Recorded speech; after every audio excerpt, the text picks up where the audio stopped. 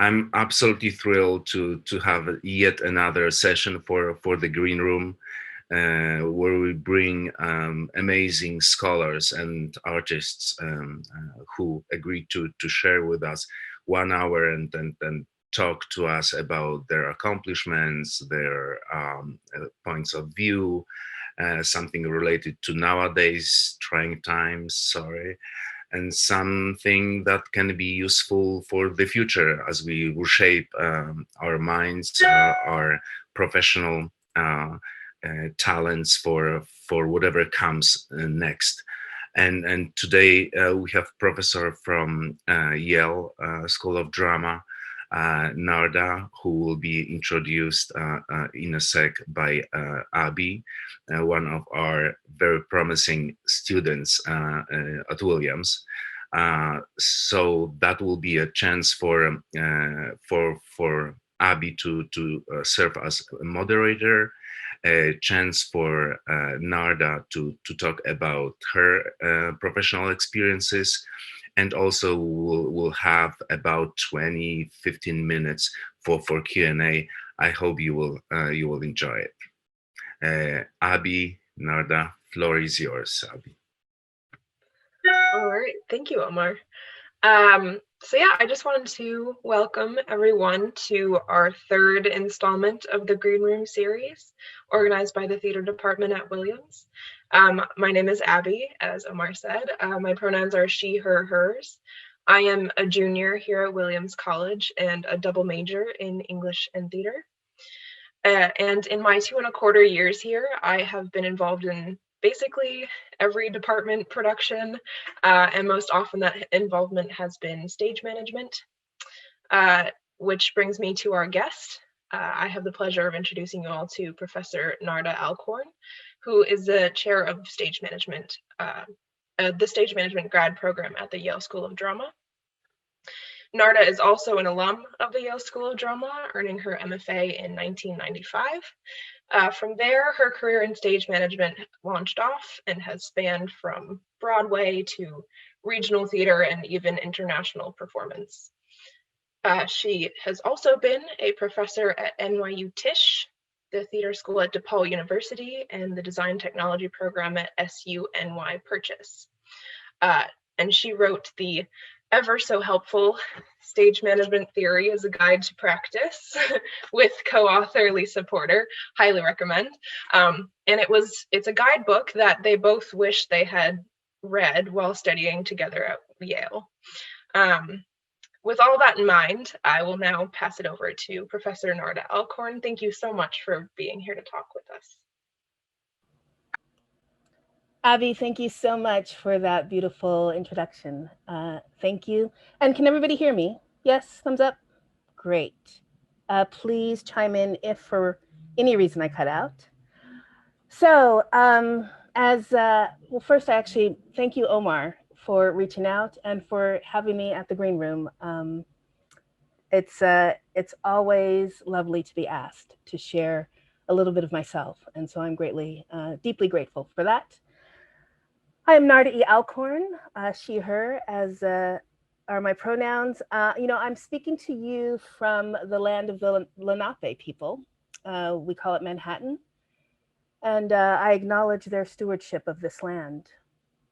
I also want to acknowledge this wild format that we're in, this Zoom format, because of the pandemic. And I want to acknowledge the loss that has happened in this time. I think that makes me doubly grateful to be here with you in these extraordinary times. So I'm going to share my screen. We're going to work some Zoom magic. One moment, working. Okay, can everybody see this? Yes, great, thank you. So today I would love, I'm going to share with you some of the lessons that I have learned from some very dynamic collaborations. And first, just a quick point of reference. So I am a theater artist. I am a stage manager. Stage management is my discipline. And the way that I describe stage managers, we are the communication hub of the process. We manage, we facilitate, we lead, we orchestrate. Abby and I were just talking about calling cues over Zoom.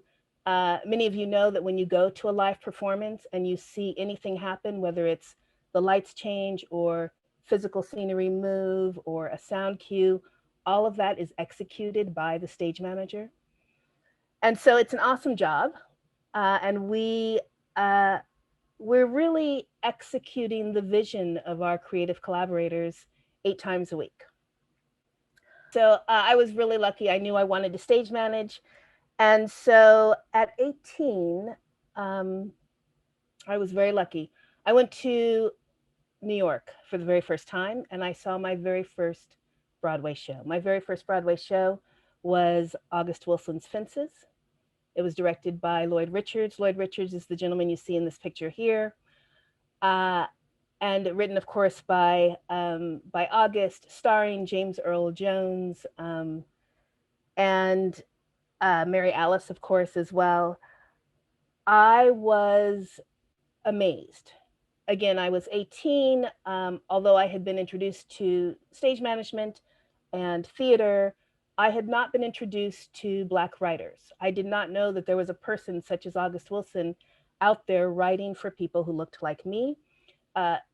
Truly, this was extraordinary. I can't say enough about how much this impacted me to see this work and to see people like me up on stage and to realize that, wow, he's still writing and I want to work with him. So fast forward, I went to college, ended up going to college in Chicago. And then about 6 or 7 years later, I ended up at the Yale School of Drama. This is actually the green room of the Yale School of Drama. It is now called the Lloyd Richards Green Room at the Yale School of Drama. And, at Yale, getting to lessons that I've learned from dynamic collaborations, I really learned about the field. Like, I learned about theater. I learned certainly about Broadway and off-Broadway and regional theater and the non-traditional gigs such as, touring, of course, and opera and dance, international work, Cirque. I was amazed at how all of those genres required and in fact had a stage manager.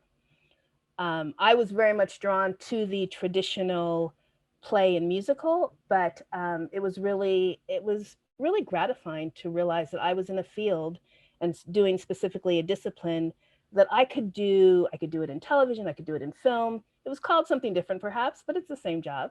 And that was really extraordinary for me to learn that at Yale. So Yale is the reason for many of my collaborations. And of course, my collaboration specifically with, on the left, this is Kenny Leon, the director Kenny Leon. And on the right, that is August Wilson. So a funny story. So I met August when I was a second year at the Yale School of Drama. And again, I had specifically gone to Yale because I had done my research. I knew that August worked with Lloyd Richards. Lloyd Richards was at Yale School of Drama. And, I applied, I got in, met him my second year, told him I really wanted to work on his work.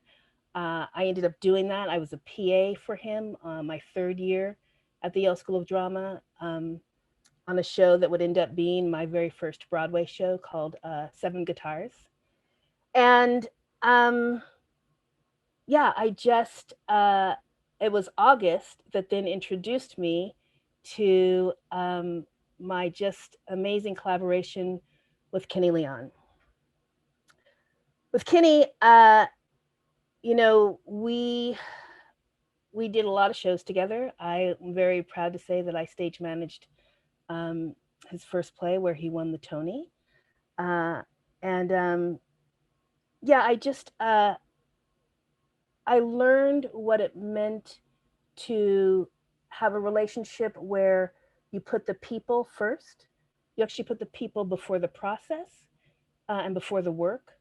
And that was something that I don't know that I necessarily learned that at grad school, because at grad school, it always felt like the work, the work, the work, we have to get the show up. It's all about the show. And with Kenny, I really learned that actually it's all about the people. I also learned too that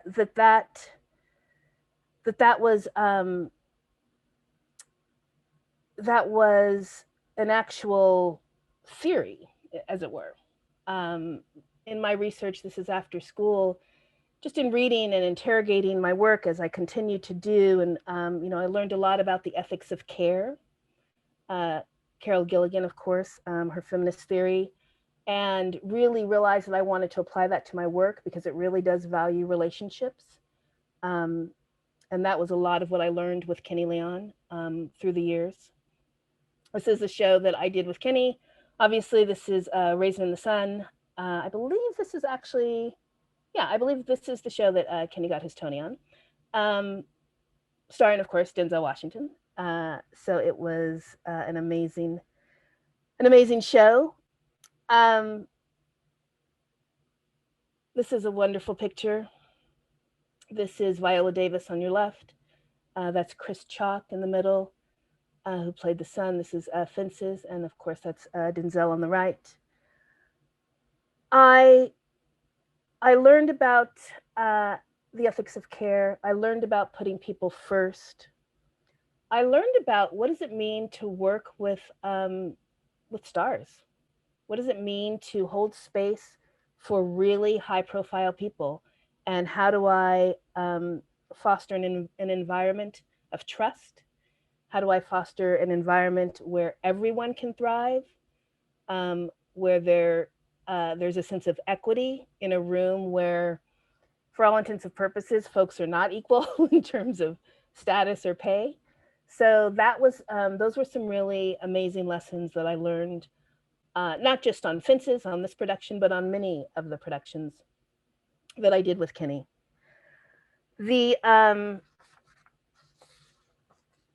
With August Wilson, I'm sure many of you know August's work. So these are just a slide of all of his 10 plays. I learned what it means to nurture a play. And I really believe that that the process of from the very initial writing of a play to then all of the rewrites and all of the different productions, I really believe that that process is much like caring almost for a child. You are truly responsible for its birth, for how it's going to do in the world. And I was very fortunate. I did that. I've done that 4 times on 4 August Wilson plays. I was also part of 2 of the revivals. I did Joe Turner's Come and Gone. I did the revival of that on Broadway. I did the very first production of Jitney, which landed off Broadway. And of course, we know recently that it was on Broadway, where it won the Tony. I did a revival of Fences. I did the very first productions of Jim of the Ocean, of 7 Guitars, and of Radio Golf. And so really, I'm for those of you who have been a part of a process of a new play or even a new performance piece, it's such a delicate process.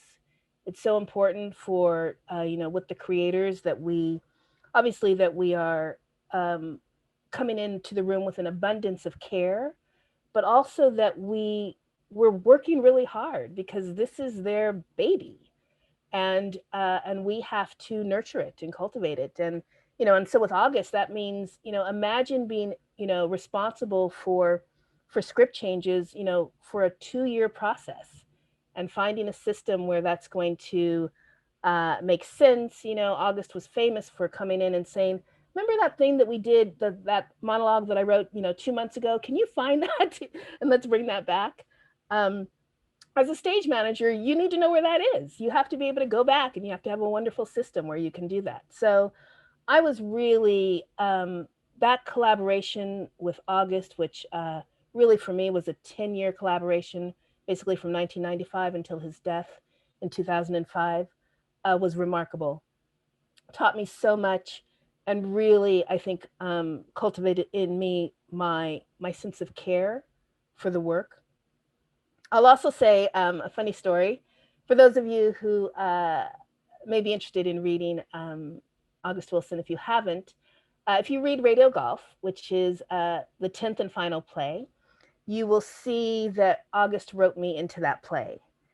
And imagine being a stage manager. I believe we were in Los Angeles. Again, his plays traveled all over the country before typically ending up on Broadway. And so we were at a Center Theater Group in Los Angeles. I believe we were going to be at the Taper or the Amundsen. Actually, don't remember. But I remember being in the rehearsal room. I remember my assistant coming in with new pages because August had an office down the hall. She came in with these pages and she said, "You have to read this." And she was she was adamant. She's like, "Put everything that you have to read this." And that's when I read that he had indeed written me into the play, which was extraordinary. So I look forward to, I've got young children, and I look forward to when they get to read it for the first time. So nurturing a process that from this collaboration with August Wilson, that was key, certainly in my development. And then we get to the lovely Pride Lands. This is a lovely picture of the Lion King. I was very fortunate. I had an 11-year stint on the Broadway production of The Lion King. And oh my goodness, talk about a dynamic collaboration. It's a big Broadway musical. For me, it was a dream come true. It taught me so much. This is where I really prioritized as a stage manager, physical safety, where I really realized that, that is a huge part of my job, to make sure that everyone is physically safe. The Lion King, like so many other Broadway shows, again, if the stage manager makes a wrong call, we can hurt somebody. We could actually also kill somebody. So it was crucial to really make sure that I was prepared. I also I learned about really valuing every single member of a production, and I think that I had always done that, but I had never been on a production that was so large. Again, you've got 53 members of a performing company, and we had over 100 members of the crew. And so you might have 6 electricians, 14 carpenters, props people, a wardrobe of 25, and hair and makeup, and your puppetry staff. So many folks. And you realize it takes all of those folks who, God willing, if nothing goes wrong, you never see any of those folks, to create The Lion King 8 times a week. So that was an incredibly valuable lesson, and has really fed into, I think, certainly my appreciation of those folks who do this work, and also teaching stage managers that we were never an island. I don't believe in sort of that lone wolf individualism of stage management. I really believe that we are better together. We are better when we work in a team, and our team are typically, of course, our fellow stage managers, and of course, our crew. So that was really, that was a great lesson to learn on The Lion King. And some amazing stories. And, I got to call this huge, big Broadway show, and run the deck. I also really learned the value of discipline and of consistency. One of the things that most people will tell you with big Broadway shows is, after a while, they tend to be a machine, because once you latch onto something that works, and the idea is to replicate that 8 times a week. And as an artist, that's really important. I mean, of course, there's nuances within each of those 8 shows a week, but how do you make sure that you are consistent each and every time? So the idea of routine and ritual and consistency and discipline, all of those things really became a part of my process. Because ideally, you want to create this amazing thing that is, pretty much the same 8 times a week. And I think that I have found that I have to work to create consistency. This is a funny story. I'm going to show you all this slide. You can sort of see it. So this is me many years ago, as you can see, 20 years ago, actually, dressed as a wildebeest. I've got a headset on and I've got the belt pack there. And what you see, of course, is that when you're on Lion King and you are stage manager and you're doing the basement track, just to give you a slice of what that's like, we had to ride a moving elevator up with that moving elevator had 10 dancers on it who were dancing with big shields and big wildebeest costumes. So we're riding the elevator up, and the elevator is going to keep moving past the stage floor. We have to jump off once we get to the stage floor and run into the wings. And there, a carpenter will give us, it's called a fly line. Basically, it is a wire that we're then going to, on cue, we're going to run back on stage and we're going to hook this line to young Simba. And then we're going to keep on going and run off stage. And then at the appropriate cue, a carpenter will lift young Simba off the ground, and that's when he leaps up into the tree in order to avoid the wildebeest during the stampede. So it's sort of an honor if you go. If for those of you who, God willing, when theater comes back, if you find yourself at the Lion King and if you get a backstage tour, you could ask to see the poster of stage managers, and you will see this lovely picture of me with my wildebeest costume on. Next. Okay, so we've talked about dynamic collaborations and how, for me, it's really fed into my process. Obviously, we talked about Yale and Kenny Leon and August Wilson, and of course, The Lion King. And now I'm actually going to go back to the Yale School of Drama. So this is my co-author, Lisa Porter, in the center there. And then beside her is Karen Carpenter, who taught us while we were at Yale. Karen is now a director in New York City. This is in the garden of Yale School of Drama near the Yale Cabaret. This is on graduation day. Meeting Lisa, who is my best friend, we joke that we are each other's longest relationship. I've known her for about 28 years now. And even at school, Lisa was the person who we would, after tech, we would talk about why things went the way they did. How could we be better? How were we communicating? We were really, even I think before we had language to put to this, we were interrogating our process. Everything from what does it mean to go into the space knowing that folks are feeling a little jittery about the fights, and how do we create an environment where everybody can feel safe? So again, even at school, we were interrogating this process and investigating. And it was key, truly, in many ways, to who I am.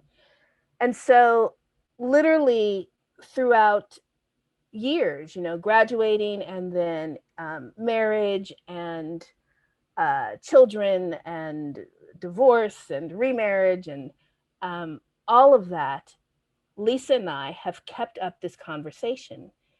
And as Abby said, it just culminated with this book, which are theories basically that guide our practice, and that really, this idea that, I can actually, if I do my research and if I if I look at the project and the people involved, I can think about whether it be communication tactics or ways of perhaps influencing the environment or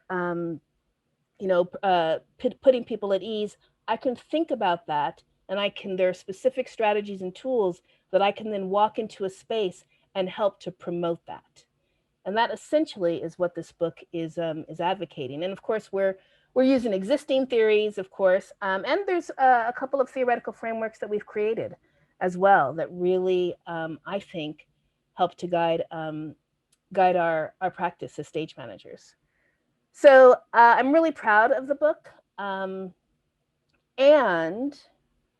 I'll say that so writing a book with your best friend, not gonna lie, not necessarily the easiest thing to do.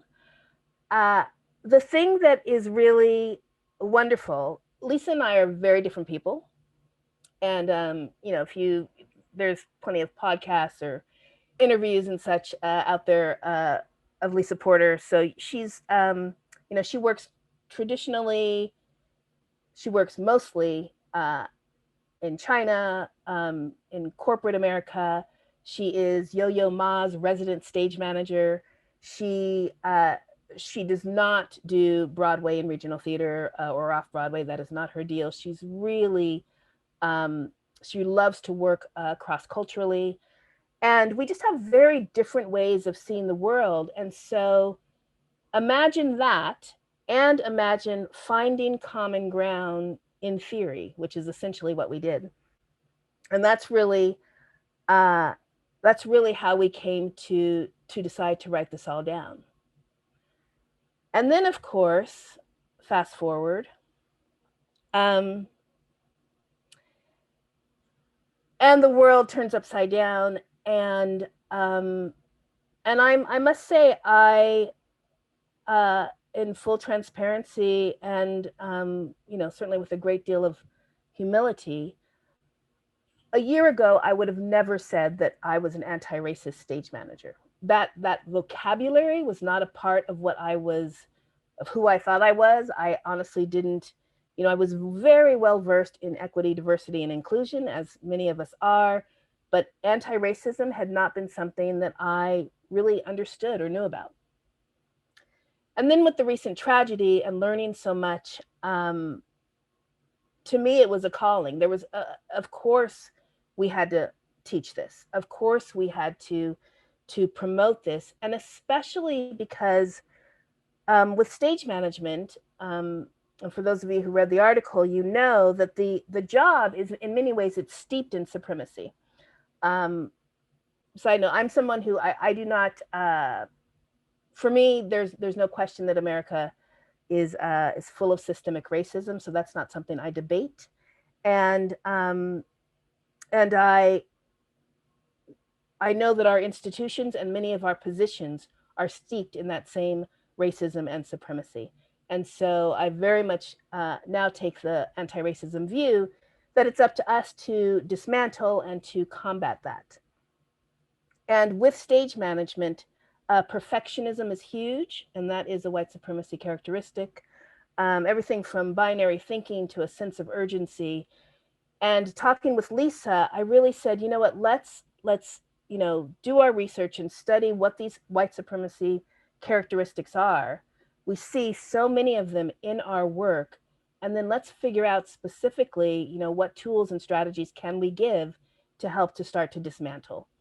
And now this is our work, and we're going to expand this work to another chapter in the book for the second edition, and we'll probably do more writing about this because as stage managers, because we have meaningful relationships with every single person in a production process, we can be such an ally, and I think we can do so much good in terms of promoting equitable spaces, which is the goal. So with that, I wanted to leave us with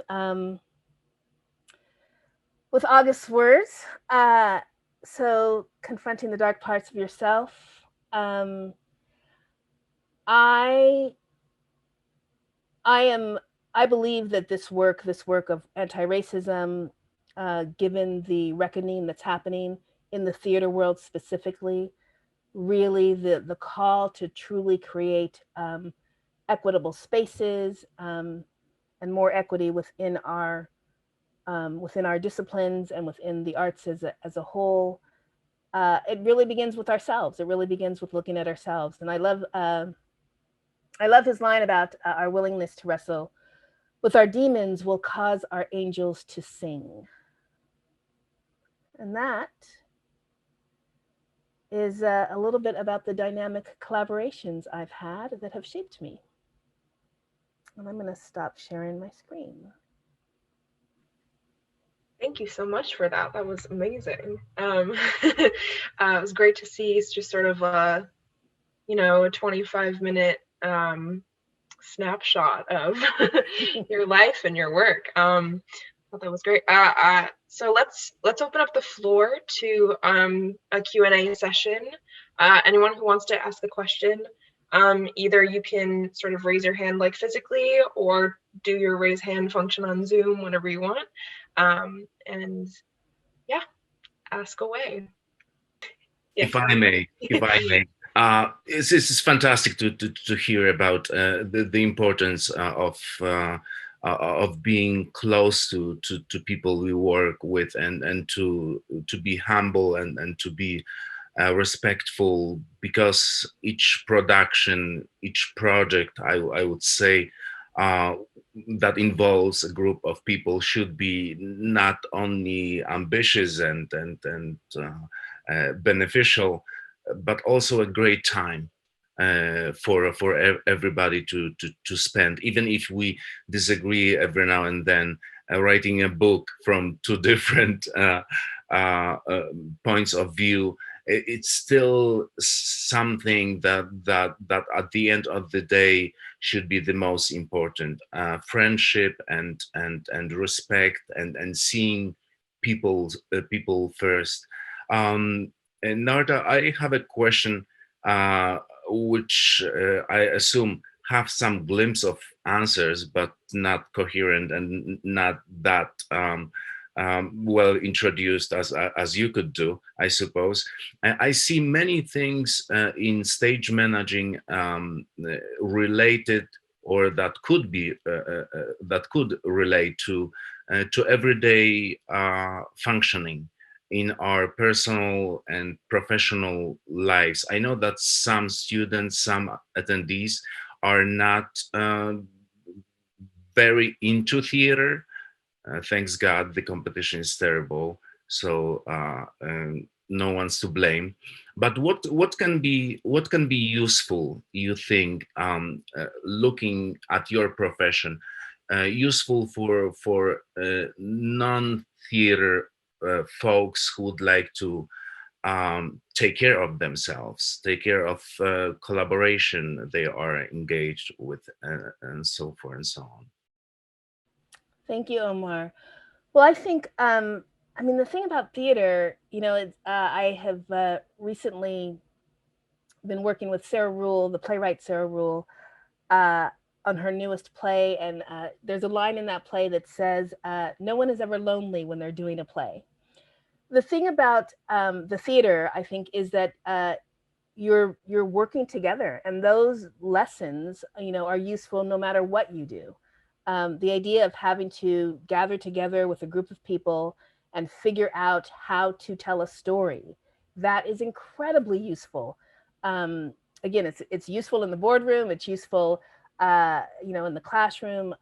It's those skills that you're learning in terms of how to communicate, in terms of how to resolve conflict when you do disagree, how to compromise. All of that becomes very useful. So I think, specifically with stage management, what's wonderful about the job is because we're managers and we're leaders. And that, again, transfers everywhere in terms of you can put me in a situation where there are people or there are things, and something has to happen with those people or things, and I can make that happen.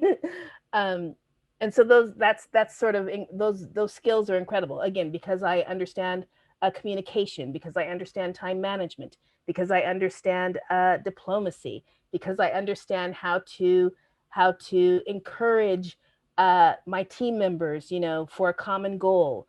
All of those skills are what we do as stage managers, and again, that crosses all disciplines and is incredibly useful. I would say for those of you who've never done any theater, if you have the opportunity, there's nothing like, I mean, I think I've heard, of course, folks who play organized sports, that team collaboration is pretty essential. I think it is different with a play, but there's a that dynamic collaboration of live, being with each other, knowing that you are dependent on another person in order to go forward, is really quite beautiful. It's very human, I find. Great, thank you. Carol, yes. What is your question? Hi. You spoke a lot about the ethics of care and creating like an equitable space in the theater, rehearsal room, stage, wherever you are. But turning that concept internally, how do you maintain that balance of care, knowing that historically and definitely in my own experience, that kind of turns into like other people abusing that emotional labor that I would offer, and kind of like making it feel like uncomfortable for me or what have you. So how can you kind of protect yourself in that space from having like your, like I said, emotional labor abused or taken advantage of? Thank you for that question, Carol. Yes, especially so. This is a time now where, especially if you identify um, as a BIPOC person, Black, Indigenous, or person of color, uh, it's interesting because folks have been thinking a lot about you, if that is your identity, and reading about the history of that, and it's and then if you find yourself in a space where you are, managing, I think there can be there's there is a lot of harm in a lot of spaces, and I believe that it's incumbent upon us to have ways of self-care, and self-care comes in many different forms. I also think it's incumbent upon us to make sure that we have allies in our room, and to really encourage allyship. There are times when, for example, to give you a real life situation. So I am very lucky. I have an amazing, wonderful faculty in my discipline of stage management, but it's a small faculty. So I've got 5 people, all of whom happen to be white. There's one member of my faculty who I really felt needed to hear more about anti-racism, and I don't feel like they were able to listen to me. And quite honestly, I do think it was because of my identity, and also because of my gender. And instead of allowing that to cost me emotional labor, I went to my ally, who also happens to be my dean, and I asked for help. And in fact, that person was able to then have a conversation with my faculty member, and things are moving forward pretty well. And so that's a situation where there are times when I'm always basically evaluating, is this something I can do? Am I strong enough to do this? Do I have the support in the room to do this, to say this? And if not, then I won't. I'll make sure that I have those things in place before I expend that labor. And I think, again, whether you're working as a stage manager or any form of leadership, and you're a BIPOC person, really cultivating those allies is key. And also being specific with your allies about what you need from them. I really need for you to speak up when you hear a microaggression. It's okay to say that, I really need for you to speak up when somebody, misgenders me or etc. So all of those things, I think are really important. Thank you. Yeah, thank you so much. I have a question. So you said that you knew you wanted to be a professional stage manager from the age of 15. So like, how did you know? And then, so like I guess, yeah, how did you fall in love with stage management? How did you know it was your passion, et cetera, et cetera? I was the very first class of the Los Angeles County High School for the Arts. And I was very lucky that I had a teacher who literally one day, this is a true story, this is the end of my sophomore, maybe the end of my sophomore year, who came up to me and said, hey, Narda, I have this book for you. And it was the Bert Groover, The Stage Management Handbook. And they said, I would really love for you to read this book. I think you're a stage manager. I didn't know what stage management was at that point. But I went home, I read the book from cover to cover, and the rest, as they say, is history. And then I spent the rest of my high school career stage managing in high school. And, and then of course, going to college for stage management, and then of course, going to grad school for stage management. Just also to Abby specifically, I knew that I loved theater. I knew that I was not an amazing actor, and I've always wanted to be amazing at everything that I do. And I knew that I was always thinking more about how to better manage, how to better plan, how to get people to come together, how to communicate. Even at 14 and 15, I was having those thoughts. And then when I read the book, it all sort of, it culminated for me. Awesome. I had a pretty, I had a similar experience of sort of just like discovering stage management in high school and then just being like, wow, this is right for me. Does anyone else have any questions? I can keep asking them if no one else does. Oh yes, Barbara. I have a question. You had said that you've worked in very many different genres. Musicals, new plays, straight drama.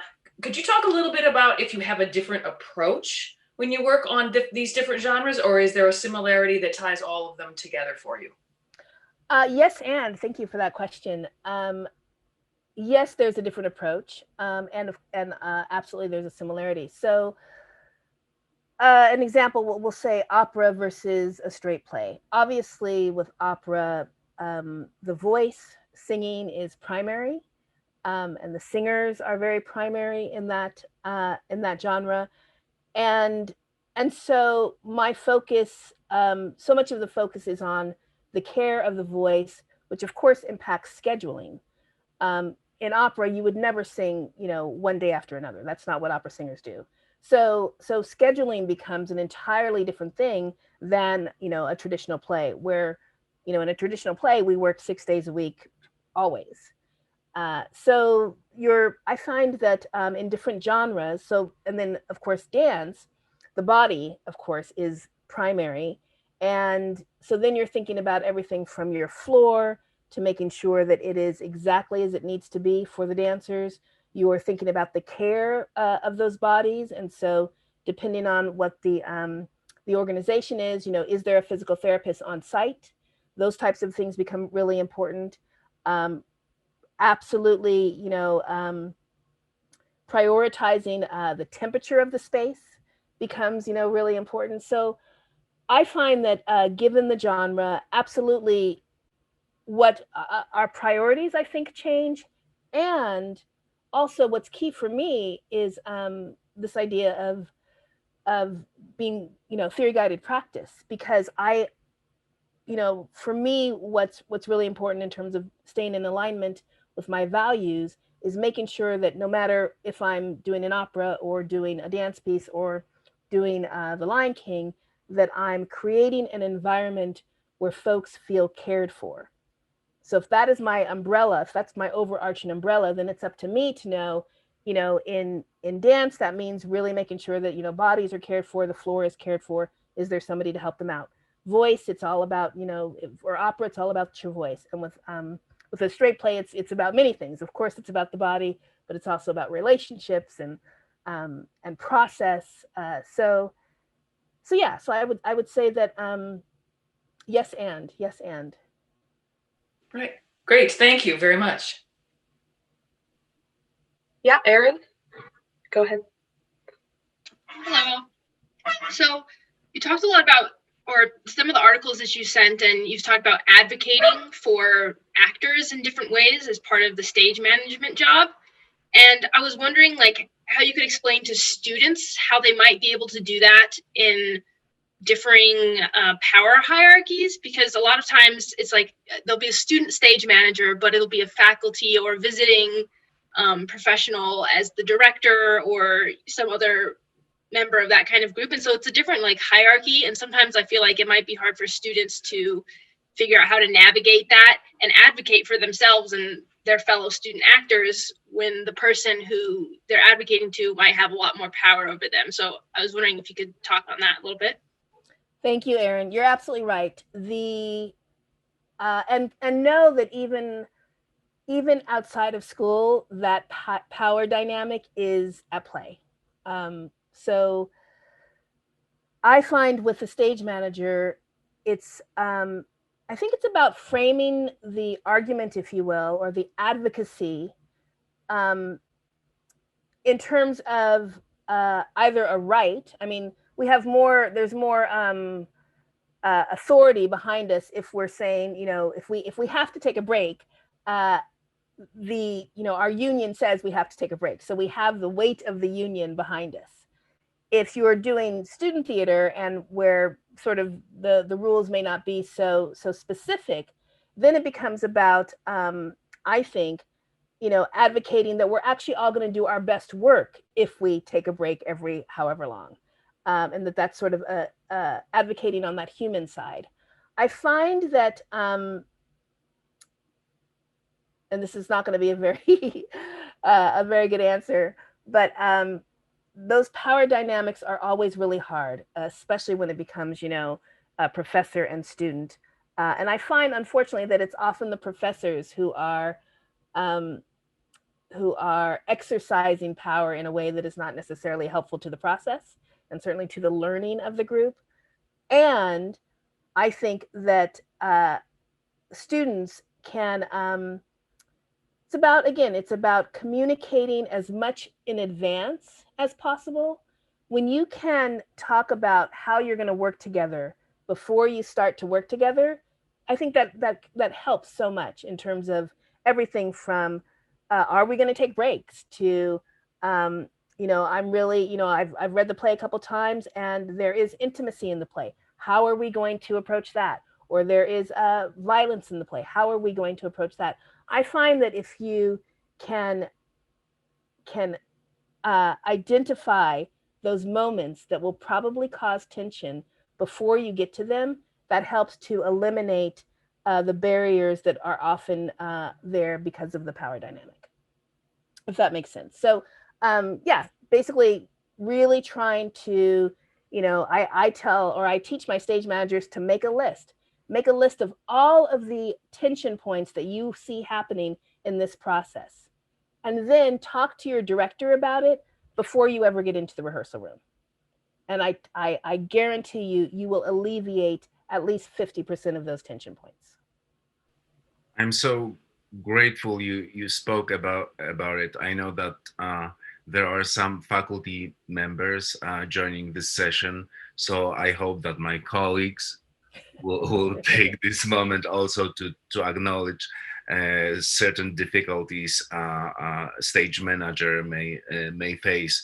But at the same time, having several experiences directing shows here at Williams, stage managers for me were the center point, the hub, the most important person in the production. And very often I was just removing myself from investigating how we were doing as an ensemble, but I asked my stage manager to check the temperature, whether we should have a day off, whether we should have more of breaks, and so forth and so on. And then it never felt me being that close in checking and corresponding with stage manager. I have one, out of curiosity. You've mentioned your collaboration with Viola and Denzel, and Chris Chuck was in the middle of that picture. Tell us about Chris Chuck. You know that he's coming to the green room No! 2 weeks from now. So let's talk behind his back like normal people. Oh my goodness, that's fantastic. Yeah. How was that collaboration with it? Oh, he was a dream. You know, I mean, imagine, because this was okay. So I worked with Chris in Fences before he was Chris Chalk, before any of you, you know, before he had sort of gotten to where he is now. And I mean, just again, talk about discipline and hard work. And, you know, he was playing opposite Denzel Washington. I mean, imagine how terrifying that is. And he rose to the occasion, you know, and not to mention, you know, to be with Viola. So I have so much love in my heart for Chris. And since his ascension, I'm not necessarily friendly with him, but please do tell him that his stage manager Narda from Fences says hello. Absolutely. Thank you. Well done. All right, awesome. I think we have time for one more question. If anyone would like to be the last person to ask. All right. So final question. So when people in theater, or when students of theater get out of undergrad, they sort of have two options, or maybe more, but the two big options in terms of like just coming out of undergrad is to either pursue, just like go straight into the business, like try to get auditions, or like try to get like shows to stage manage, yada yada, or to go to grad school and to learn even more about theater, even more about their specific concentration in theater. So I'm curious about what you think of like what the advantages are of going to a graduate program versus just like going straight into it as a professional theater maker. Thank you for that question. And I apologize in advance because you're not going to be happy with my answer. In that I believe that you are the one to say what the advantage is.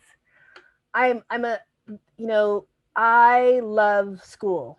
I think education is so important, and it's still in many ways our great equalizer, as problematic as it is. And I wish it for everyone who wants it. And practical experience is key. You know, we can spend our lives in the classroom, and it's only when we get into the workplace that we'll see the value of that time. So it's all necessary. You know, in the last chapter of the book of our book is purpose. And I believe in order to know, like, you know, do I go to grad school? Do I go out and work?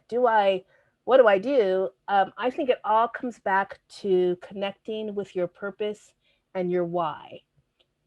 Why do you want to do fill in the blank?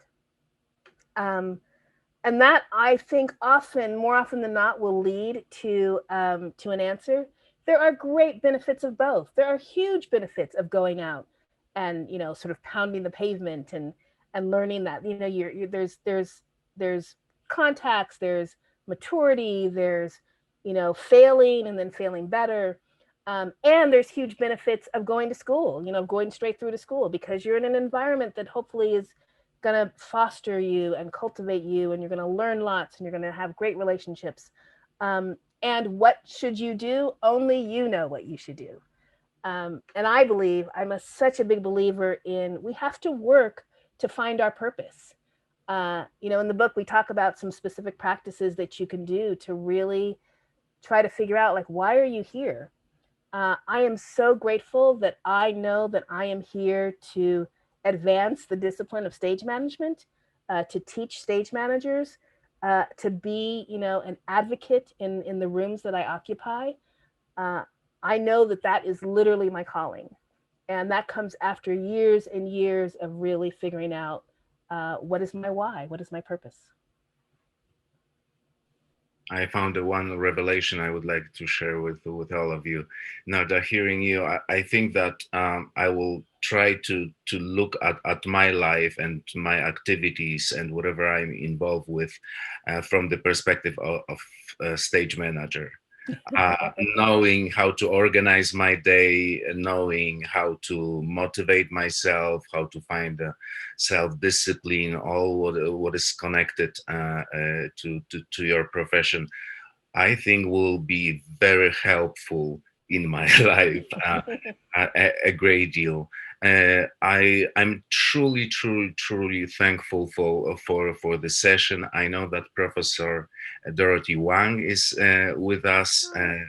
Thank you, Professor Wang. This session was made possible with a great support of Dorothy. And I hope you all enjoyed it. If you have any follow-up questions, would like to reach out either to Narda, to Abby, or me, you know how to find us. We just like few inches. We're sitting, living, sleeping in your computer. So don't be shy. Shoot me an email, and I will direct your questions if you have such. Anything else to add, Narda? Just, I think, again, these are extraordinary times, and I hope as we all go forward with learning and living and loving and pursuing the arts, I hope that we just take a great deal of care. I think right now the world needs a lot of care. So, yeah, I often say to my students, lead with love, kindness, and compassion. Beautiful. Speechless and wonderful. Thank you again for sharing your thoughts and passion and all pieces of wisdom we received. Thank you, Narda. Absolutely. Omar, thank you so much for having me. And Abby, thank you. Thanks, everybody. I appreciate it.